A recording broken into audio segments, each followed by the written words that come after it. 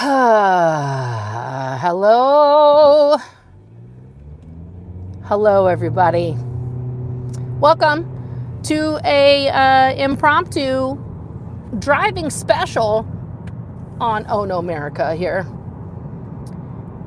My God. I have been incapacitated the last few days with a massive migraine. It is the first day I have left the house, honestly, in almost a week. A lot of things have got me tense right now, but this this situation in the Senate. And if you guys didn't listen to Chuck Schumer's 10-minute, fucking bending of the knee at the pulpit there in the Senate, where he tried, first of all, Chuck, practice your speech or something. I'm at a red light, guys. But practice your speech, honey, before you go and do it, okay? The fact that, yes, the government will shut down, a lot of bad things will happen. This is where we always get to. It always ends up in a stalemate, and whichever party's in power at the time gets all the provisos and the quid pro quos and the, blah, blah, blah, blah, blah, to, ensure that the other side, who doesn't have the power, knows in no uncertain terms that who's your daddy? Who's your daddy? That's what the Republicans just said to the Democrats in the Senate and the House. Who's your daddy?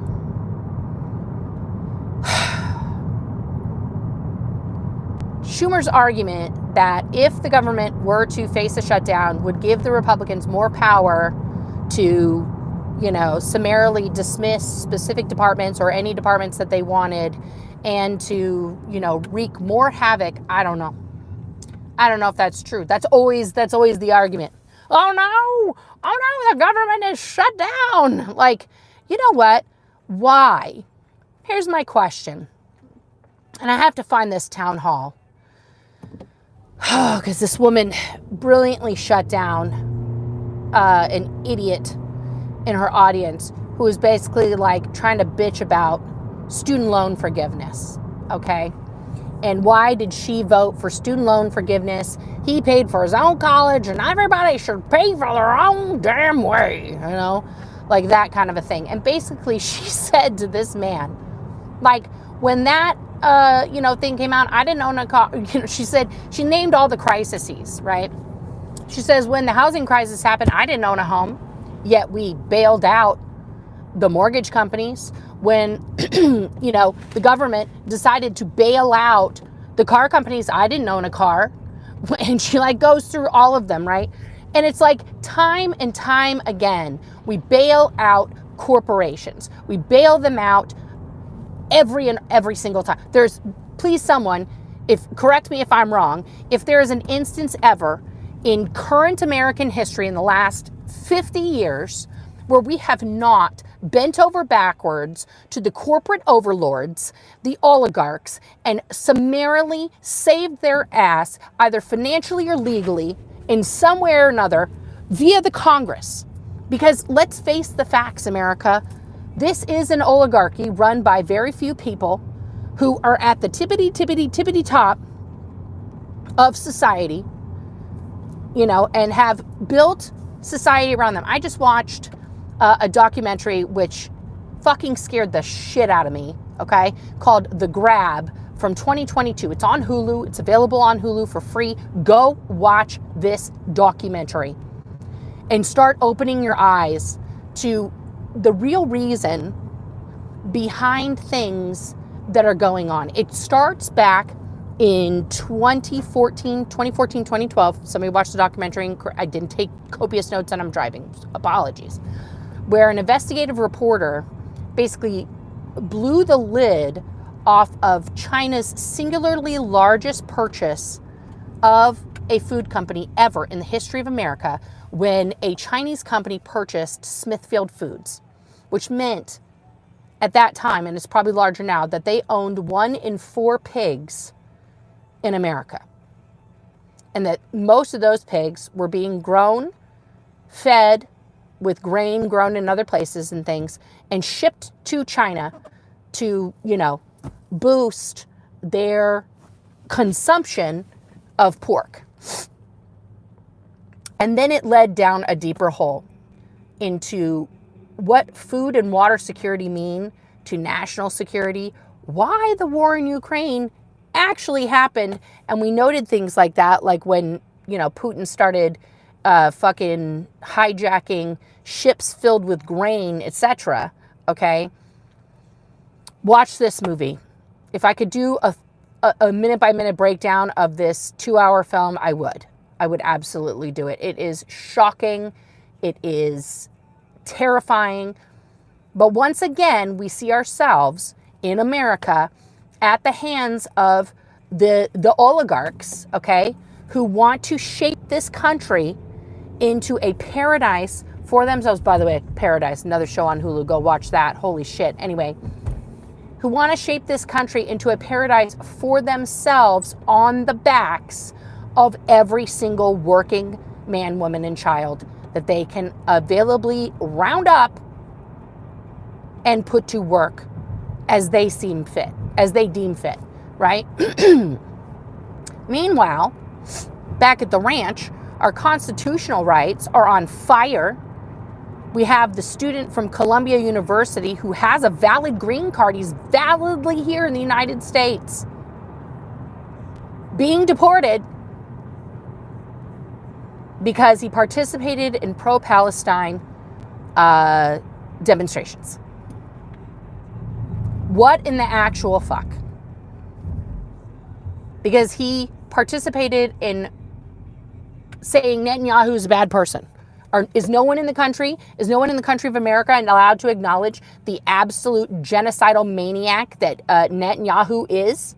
Is that something that we are not allowed to do here? It's our constitutional right to protest against our government, against religions we see unfit, against injustice, against anything that we want to raise our voices for, to gather and assemble to state that publicly. Yet, Trump has truthed, that anybody who participates in illegal protests, which, by the way, if something is done that is illegal during a protest, then you are no longer protesting. That is rioting. Please don't get it twisted. But anyone who participates in illegal protests will be, college students specifically, will be expelled, deported, banned from the campus. Like, what the fuck are we telling young people in this country? That we should just all sit down and take it? We should just not rally against anything? Now here in Oregon, specifically in the city of Tigard, they now have a main thoroughway blocked off almost permanently because two times, a Tesla dealership has been shot at. Now, I do not condone violence of that nature. That, we do not need to shoot at Tesla dealerships, anyone. No one needs to use a pew-pew to make their point. Your words and protesting alone say, no thank you to Elon Musk, we did not elect you. Okay, but they've literally shut down an entire street that is, before the freeway was here and such. It was a way that everybody got around town. It's a huge, it's making so much traffic for everybody, let me tell you. Okay, it's fucking everybody at the drive-thru to have that particular access way shut down because they can't trust that somebody's not going to come back. How does first of all, so many questions. How does a Tesla dealership that has, millions of dollars of inventory just sitting there not have appropriate security or cameras?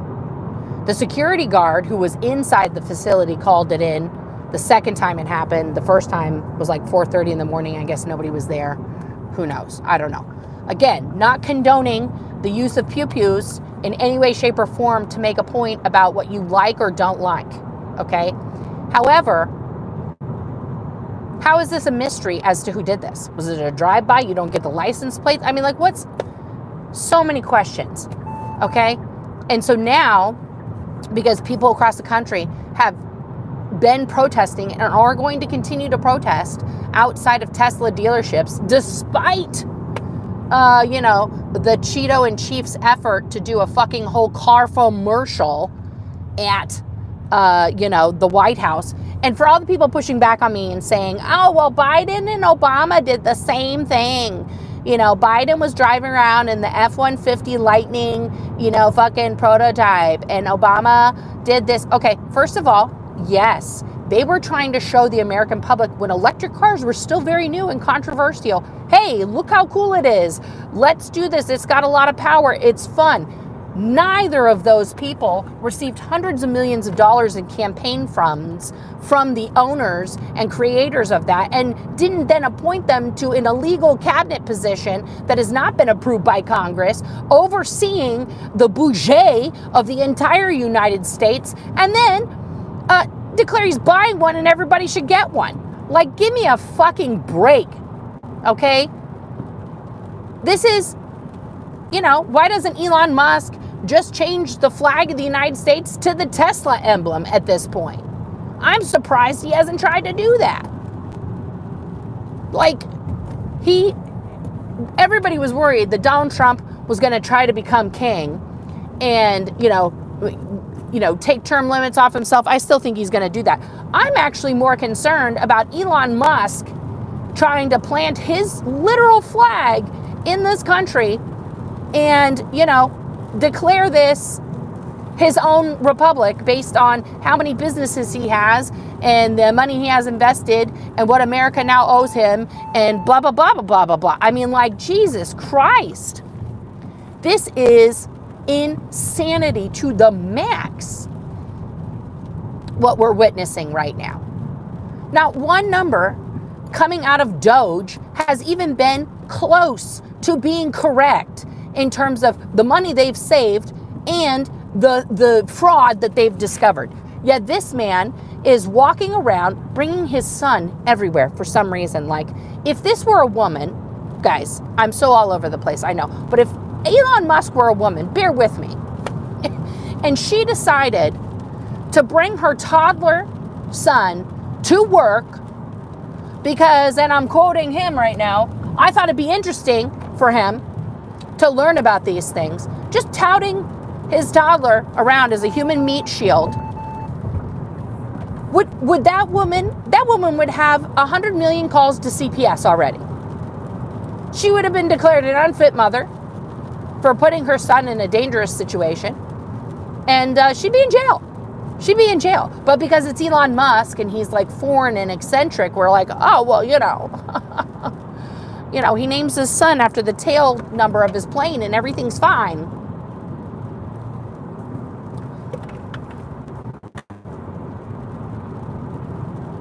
I mean, eccentric people do weird shit all the time, okay? Gwyneth Paltrow named her kid Apple and everybody lost their mind. Jason Lee, then Scientologist, named his child Pilot Inspector with a K. Okay? Rich, crazy white people do weird shit.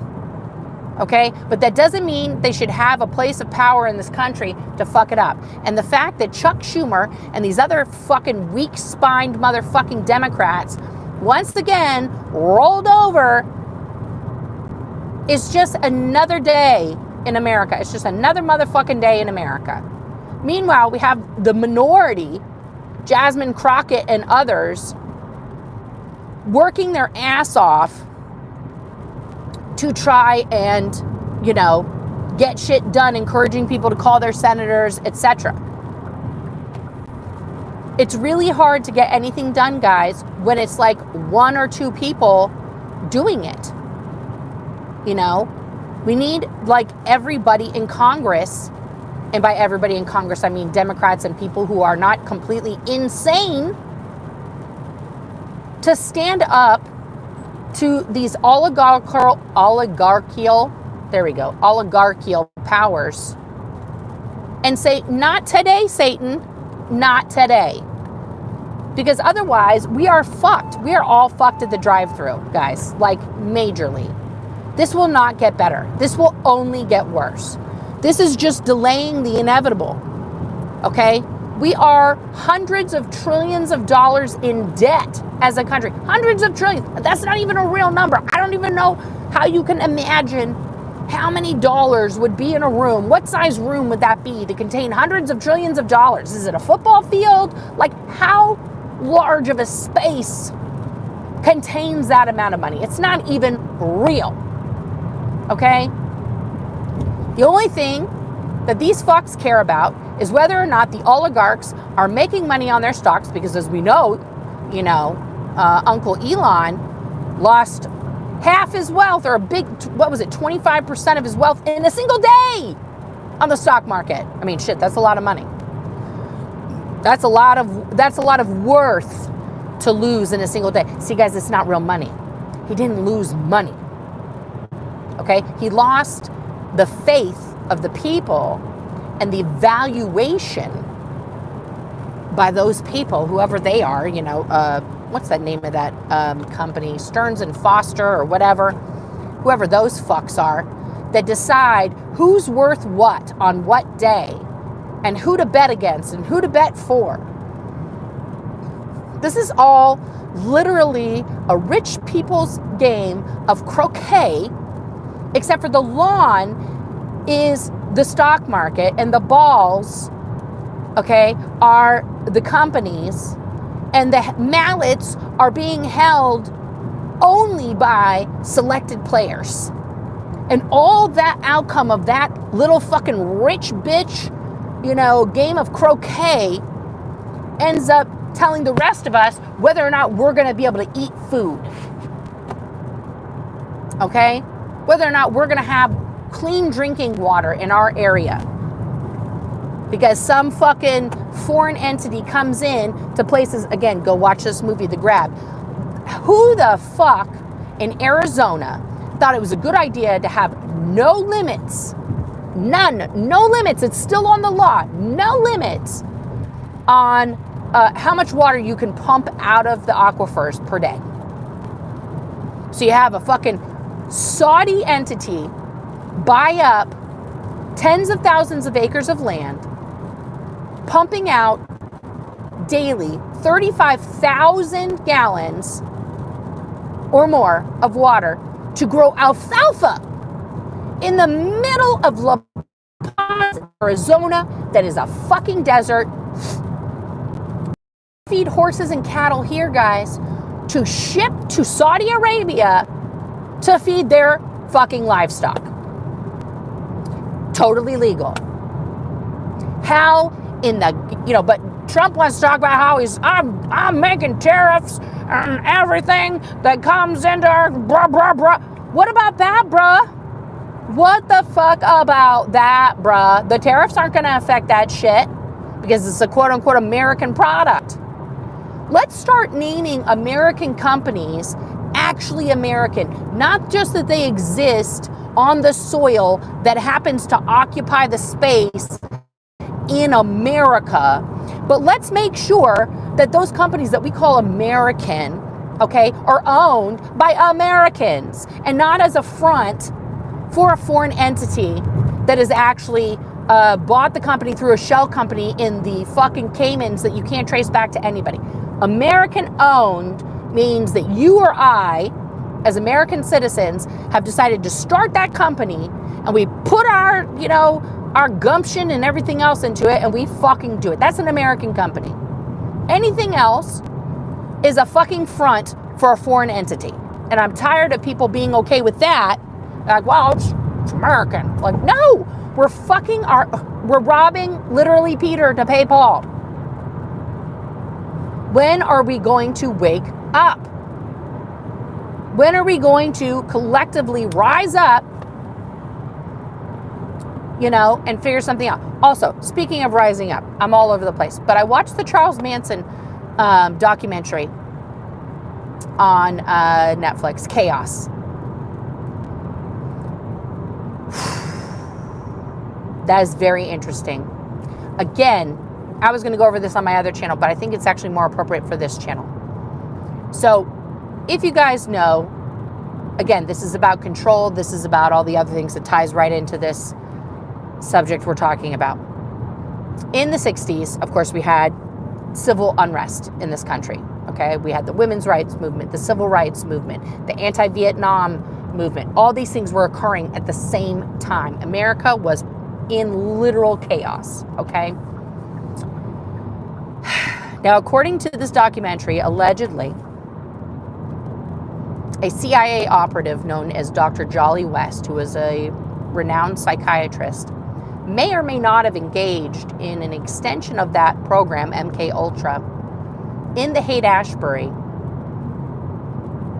And a participant in that experiment may or may not have been Mr. Charles Manson. Now, Charles Manson has a shit backstory, man. It's real bad. He was born in bumfuck nowhere, you know, poverty. His mom was a con person. His daddy left him. It was like really bad psychological shit. He was kicked out of schools over and over and over again, sent to boys' schools over and over again for committing various petty crimes, every single time getting kicked out. He was noted by doctors at the time to have a very high IQ, but very little social skills, and was deemed quasi-illiterate. Okay, so like a very dangerous combination.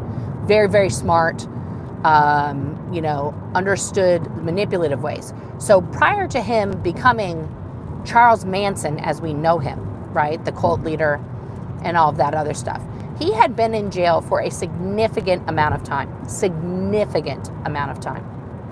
and had learned the ways of that culture. That is a culture.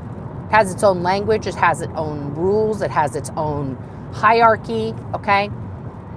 And when he was going to be released, he asked to stay there. Let's not get this twisted.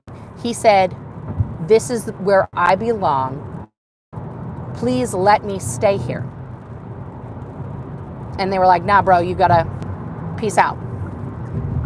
So he gets put on probation and immediately violates his probation, leaving where he was for Northern California. Does he get put back in jail? No. A very interesting parole officer, whose name I'm forgetting right now, gets assigned to him in Northern California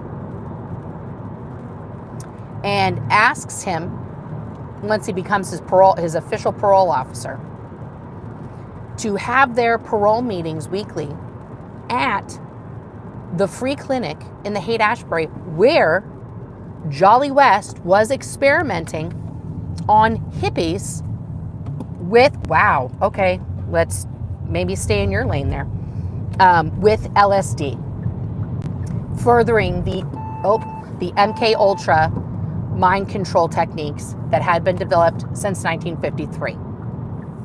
Now, is it a coincidence that at this time, this is when exactly date coincident with Charles Manson starting to build a following, starting to do all these things, becoming exactly, essentially what the CIA had hoped to create, he created in his followers, right?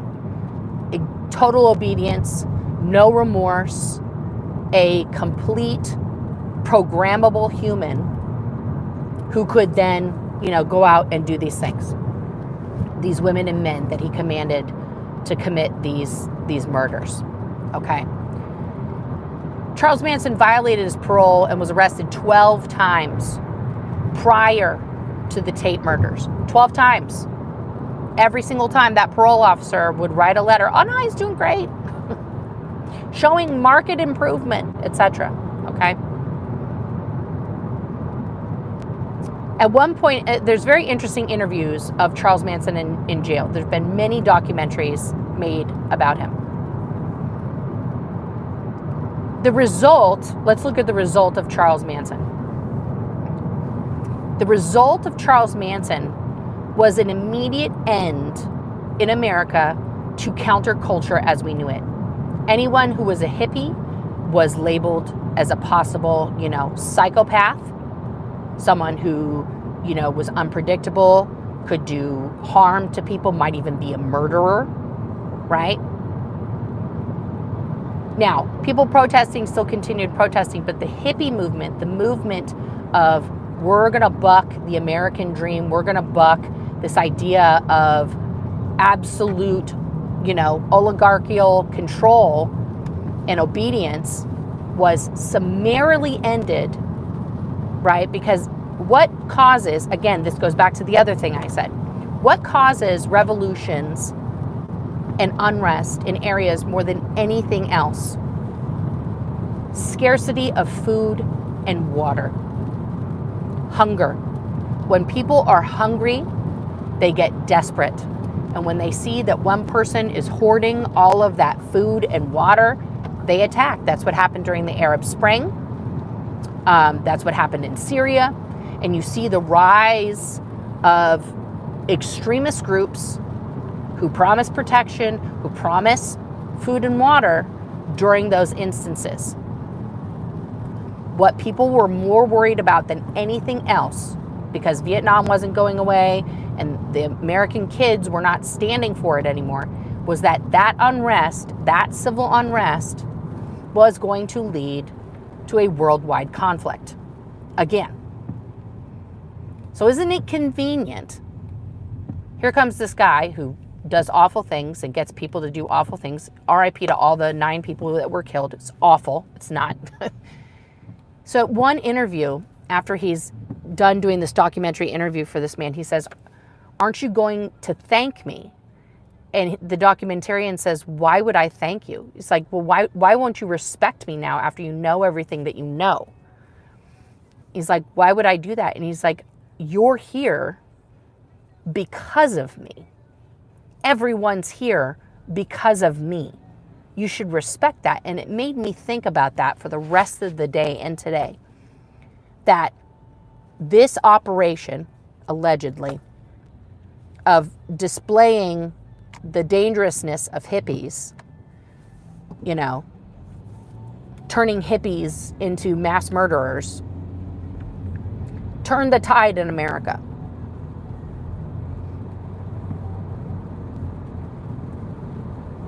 We are that easily manipulated, everyone, to go off course, to think about something else other than the full picture and not investigate the full picture about that, right? So right now, we have a concerted effort from multiple angles, not just one angle, from multiple angles, to push control of our government more and more into the hands of the very wealthy oligarchs in various areas of the private sector, and remove control and rights from the people. Who does that benefit? And why is it okay that we cannot question these things anymore? This is literally the things that we need to be questioning every single fucking day. Every single day of our elected officials. And if our elected officials aren't doing the job that we want, we should be calling them every single day. Call everybody in Congress. Call everybody that you can. Call your senators, call your representatives, call the adjacent representatives. But we have to stand up. We have to get our voices heard. We have to be out there. And despite this,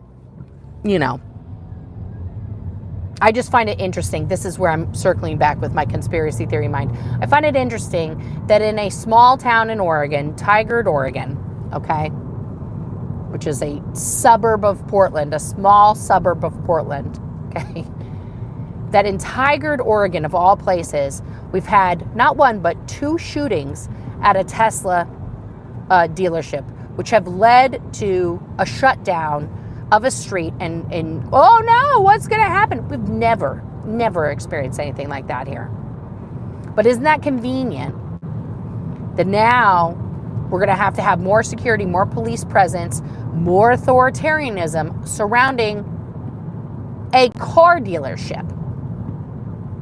Because protesting that car dealership can now be considered, and also once President Trump said, that once they find out who did shoot at the Tesla dealership, they are going to be charged with terrorism. That is a terrorist act. So with how they're talking about protests and everything else, is protesting Tesla now going to be a terrorist act? I don't know. Is that as far as they're going to take it? Like, this seems, how can we not protest this man and his ridiculous practices and the way that he's destroying our government? Is this the protection that we're getting? We needed some incidents to happen in order to make sure to solidify, you know, the Americanism of this, and it will be regarded as terrorism if you speak out about Elon, you know, and all this other stuff. These are the things we've got to think about, guys. These are the things absolutely, you know, that plague my sleep. I'll tell you that. But yeah, listen, we gotta figure this shit out. You know, everyone in the Department of Education was told, see you later, fucking you got 30 minutes to pick up all your shit and leave. What the fuck is gonna happen now? You know, now they're begging people to come back to work. Oh, just kidding, you're not fired. It was a joke, just kidding. Who does that? Who the fuck does that? How? Anyway, my mind is boggled, guys. Please keep showing up. Please keep speaking out. Please keep talking to your representatives, to everyone else. If you're on the replay crew, thank you. I love you. Thank you for tuning in to my driving rant here. I'm going to go talk to my therapist now and pet some horses. Hopefully that works out better for me. I don't know. Yeah, because holy shit. Things are kind of like really fucked up. All right. But if you're on the replay crew, thank you for hanging in there. I love you. I'll see you guys next time.